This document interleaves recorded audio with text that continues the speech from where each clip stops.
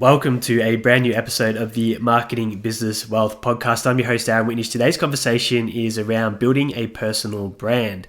Now, there's two schools of thoughts when we talk about a personal brand, and one is the reasons not to do it, and there are plenty of those, and then there are the reasons to do it, and the upside, which may be obvious, but there's a lot of collateral things to consider if you go down this pathway. So I want to start with the negative and talk about why most people won't build a successful personal brand.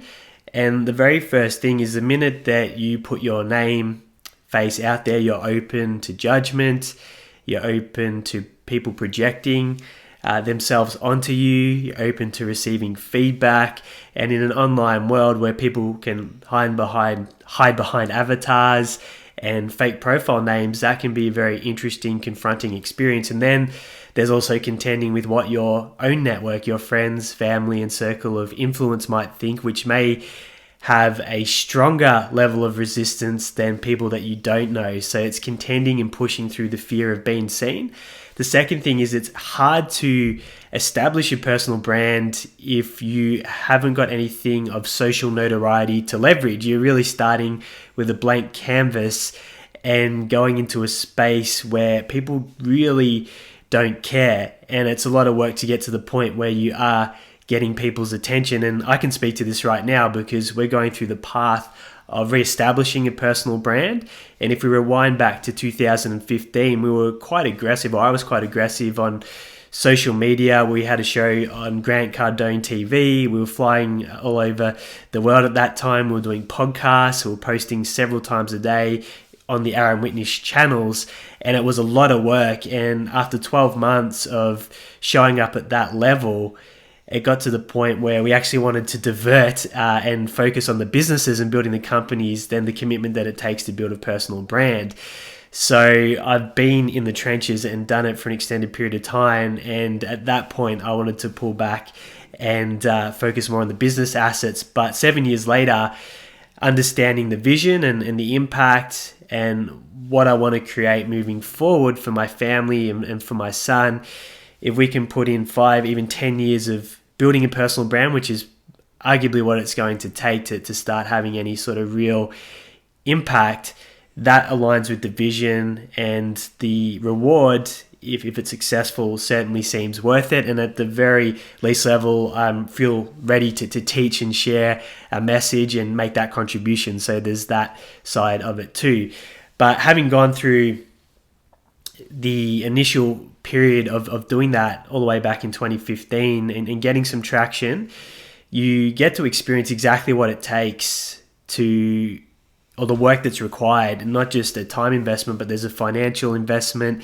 And when it comes to a personal brand, a lot of the content that you have to produce to get established is in the video format. So you can't fake that. You've got to show up as you on camera, hit record and start talking, which for a lot of people is a very unnatural experience. You're probably not going to get too far with just written content in today's marketplace, where most people prefer to consume 60-second clips on all the different social platforms because they've got a very short attention span. It's fast moving. That's only going to expand as a trend with you look at the younger generations coming through, have grown up with this format of content. So there's a lot of context there. Having spent time around people like Grant Cardone, Kerr and Ray, other people that have really established themselves as personal brands, you see just how many resources they put into that to get to the level where it is quite established and successful. And you go, wow, it really is a commitment. So understanding that before you go down that path is really important. Going, if I do commit to building a personal brand, it's going to take a lot of my time, which could pull you away from higher ROI activities initially if you are building a business. And I had to get to the point where there's enough team support in the companies that we're building, Content-only, TDMA, to be able to dedicate some of my week to this process and showing up, and also finding a format that works for building a personal brand, which I'll give you the framework that I'm using. We've talked about this in some of the earlier podcast episodes, but I feel like if you can create structure and how you want to show up, and it's going to support the process of building an audience, gaining followers, educating and adding value, that makes it a bit easier, because then you go, okay, if I show up and do this every single week and do it consistently over a period of time, if I add value, if my audience enjoys what I'm sharing, then there's the expansion and it starts to have attraction. But really in the beginning, just like if you're tuning into this show right now, there's only going to be a very small number of listeners, mostly from my network, unless you're listening to this 5-10 years into the future and gone all the way back to the start, and there has been that growth. So I'm understanding that all this time that I'm putting in right now is not going to generate a lot of followers, a lot of traction, a lot of reach, any sort of financial ROI, but it's required if we want to establish a brand that can open some doors in the future. So that talks to the promise. So why even do it is the big question. So if you move beyond purpose and the impact and wanting to do it for fun because you enjoy it, what's the commercial side of building a personal brand? Well, if you're established and you've built a reputation in an industry, all of a sudden doors open and you can have conversations with people that you previously couldn't have conversations with, because they'll take your call, they'll read your message, and so on. You'll also get invitations to contribute and show up on other people's platforms to their audiences. There'll be monetization opportunities if you do it well and become an expert in your niche, and that could come in the format of speaking engagements, consulting, advisory. It could also generate more opportunities in your existing businesses because you've established yourself as a brand and people lean back into that. So there's a whole plethora of upside if you're able to get to that position where people start to know who you are. And it's really understanding too where your level of expertise is. As a personal brand, you want to be playing in a lane that you have familiarization with, something that you're either on a journey and you're sharing that journey and your lessons and wins and behind the scenes as you go. So through experience, or you've already experienced it and you're talking about things that you've done and from a place of leadership, from where you are and what you've achieved, not from what you're declaring and saying. And I think it's really important if you do share something that you've learned from someone else and you haven't been practicing that in your own world, that you just credit the source. So if you hear something that's valuable from someone out there in the marketplace that you want to share with your audience, if you're able to give them credit and say, hey, I heard this from XYZ, then that gives you more credibility as an individual. So there's the musings and the conversation around a personal brand. So what will happen when you step out and you start to put your name and face out there? You're going to have the initial experience the first time that someone writes something in one of your posts that doesn't feel great. And probably once a week at the moment, we're not doing a heap of content. It'll start to grow. I will get some sort of comment, usually on a video on a platform like YouTube, occasionally on TikTok.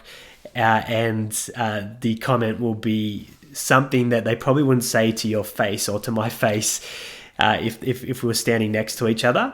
And it's usually someone that has an avatar that isn't a picture of themselves and a handle or a username that isn't their actual name. So you'll trigger people when you start showing up because you'll be doing something that they're not prepared to do themselves. And part of the way they can feel important or significant in their own world is to attack. But you have to be prepared for that and understand that's part of the game. And the more you experience it, the easier it gets to handle because you actually get focused on the work and the impact and the contribution.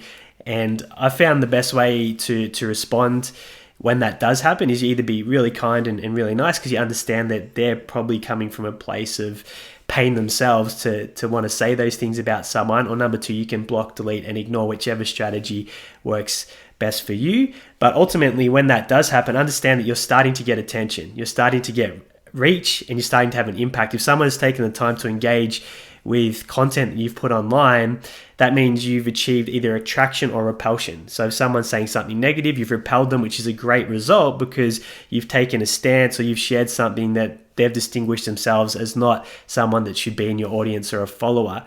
If you've got positive feedback, then that's great. You've actually started to land and get your message and value across to someone that's receiving that. And that's really important. So how do you deliver? What's the framework to show up and deliver value as a personal brand?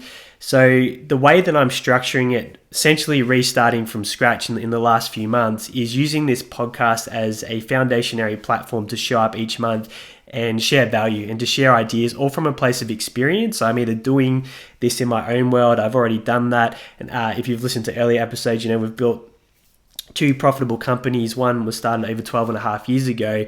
So we're coming from a place of experience and having done the work, not someone that's regurgitating or sharing information but isn't in the field playing the game. So that's really important. And we actively run and operate these companies today and continue to grow and expand those companies. So this podcast gives me a set time to show up each week. At the moment, I'm dedicating Fridays to record episodes. So that's blocked out. So I show up, if you're watching on YouTube, or then it's in a video format. If you're on one of the listening platforms like Spotify or Apple, we take the audio and we distribute it across those podcasting channels. So we're getting wider distribution from a single effort. So I show up and hit record. I got my video, then I extract the audio for the various podcasting channels. Then what we do is I take the episode. So I keep saying we. I'm used to talking about us in the company sense.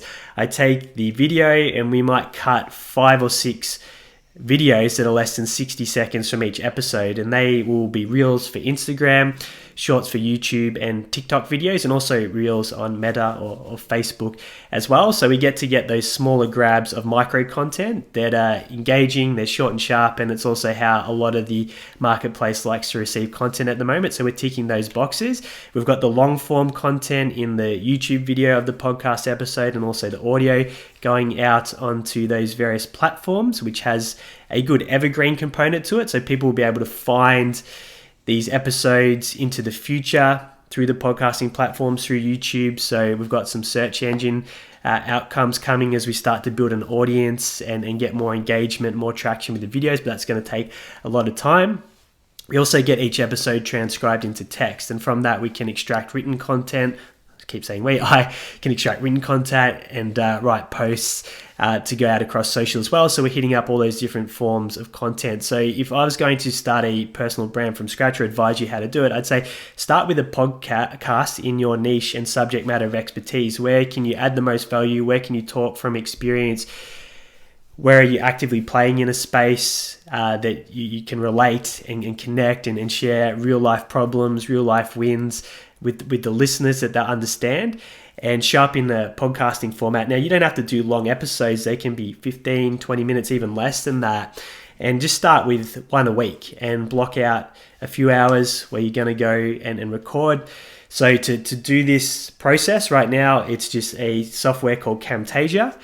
And I record the video using this software. It also enables me to extract the audio. Then I've got my Rode microphone, which you can find on Amazon, which is for the sound impact.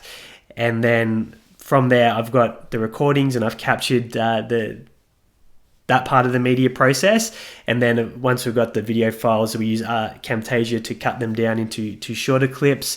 And we also use rev.com to transcribe the audio into text, where we can generate the written content posts. And then I have a designer and design team that can help with some of the visuals, the editing of the clips and adding in captions and things like that. So essentially my role in the personal brand process at the moment is to show up and record this episode on video.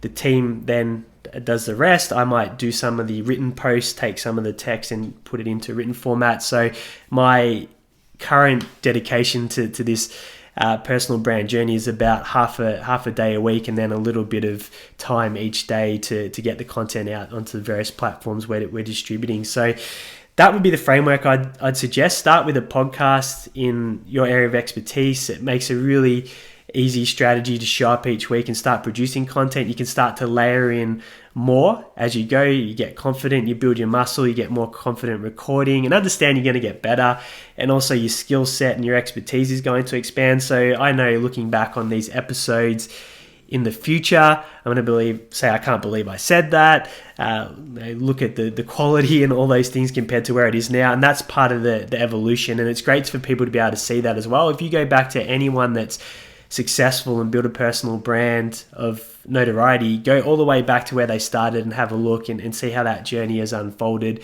And you'll see that for everyone, it's an evolution. You start off with a certain level of skill set, certain level of resources to produce a certain level of quality, and then you just keep getting better. And I guess one of the great things about that is early on, when you don't have a large audience and it's not as high quality as it will be in the future, by the time you start building an audience, you'll have built that muscle and you'll start to sharpen your saw and get much better. So again, it's committing to that 10-year play and say, if I want to have a brand of influence, one that can open doors and really carve a place in this niche, I can't be focused on how many people are tuning in, what's happening with this week's episode or this week's content.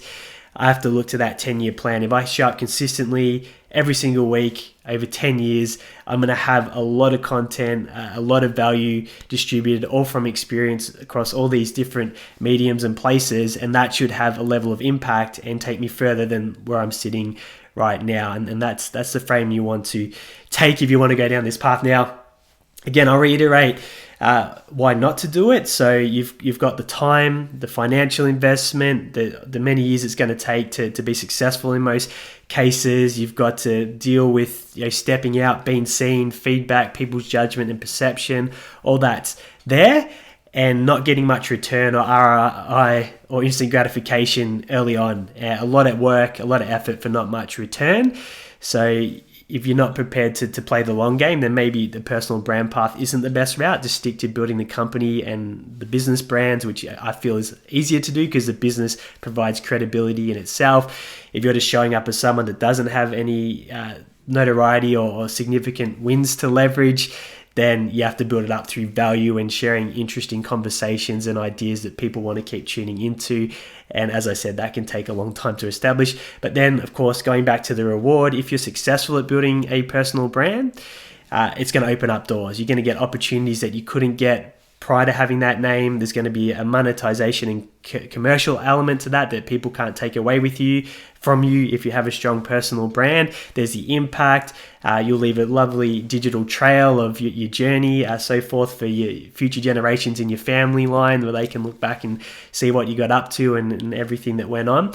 So there is those elements to look forward to, and just helping people and serving, which educating and contributing to other people's success, I think, is a pretty awesome reason to do it. So I'll leave the ball in your court. If you have any questions around building a personal brand or some of the strategies and frameworks that I've discussed in this episode, reach out. Depending on where you're tuning in from, there'll be ways to get in contact in the show notes. If you're on a platform like YouTube, just put in the comments.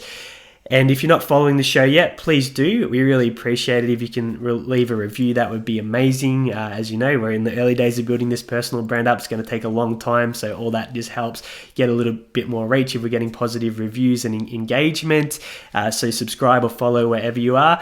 And like I said, any questions, reach out. I'm here to support you. I'd love to be an advocate and a cheerleader for you stepping out and doing what you need to do in the world to make it a better place and contribute to other people's successes. So thanks so much for tuning in. We'll be back with another episode of the Marketing Business Wealth podcast over the next week. Thanks again.